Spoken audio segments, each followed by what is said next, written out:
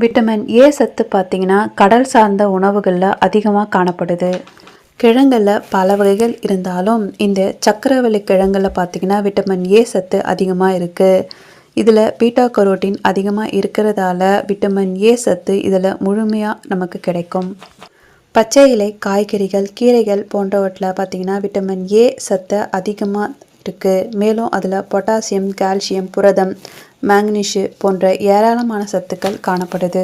ஒரு நாளைக்கு பார்த்திங்கன்னா ஆண்களுக்கு 90 மற்றும் பெண்களுக்கு 700 மைக்ரோகிராம் அளவு இந்த விட்டமின் ஏ சத்தானது தேவைப்படுது.